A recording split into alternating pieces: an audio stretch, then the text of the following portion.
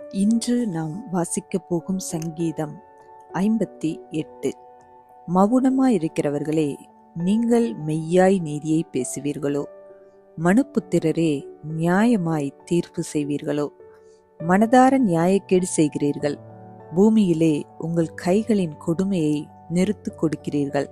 துன்மார்க்கர் கர்ப்பத்தில் உற்பவித்தது முதல் பேதலிக்கிறார்கள். தாயின் வயிற்றிலிருந்து பிறந்தது முதல் பொய் சொல்லி வழி தப்பி போகிறார்கள். சர்ப்பத்தின் விஷத்திற்கு ஒப்பான விஷம் அவர்களில் இருக்கிறது.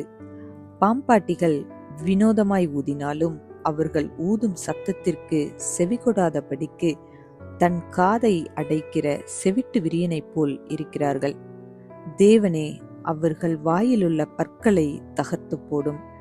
கர்த்தாவே, பாலசிங்கங்களின் கடைவாய் பற்களை நொறுக்கி போடும். கடந்தோடுகிற தண்ணீரைப் போல் அவர்கள் கழிந்து போகட்டும். அவன் தன் அம்புகளை தொடுக்கும்போது அவைகள் சின்ன பின்னமாய் போகக்கடவது. கரைந்து போகிற நத்தையைப் போல் ஒளிந்து போவார்களாக. ஸ்திரீயின் முதிரா பிண்டத்தைப் போல் சூரியனை காணாதிருப்பார்களாக.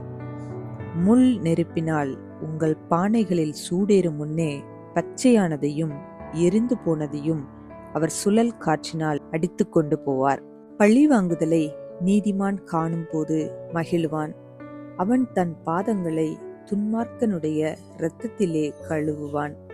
அப்பொழுது மெய்யாய் நீதிமானுக்கு பலன் உண்டென்றும் மெய்யாய் பூமியிலே நியாயம் செய்கிற தேவன் உண்டென்றும் மனுஷன் சொல்லுவான்.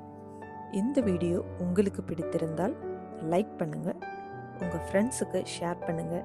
இன்னும் நம்ம சேனலை சப்ஸ்கிரைப் பண்ணலைன்னா மறக்காம சப்ஸ்கிரைப் பண்ணுங்க. சைடில் இருக்கிற பெல் ஐக்கானை ப்ரெஸ் பண்ணுங்க. மீண்டும் சந்திப்போம். நன்றி.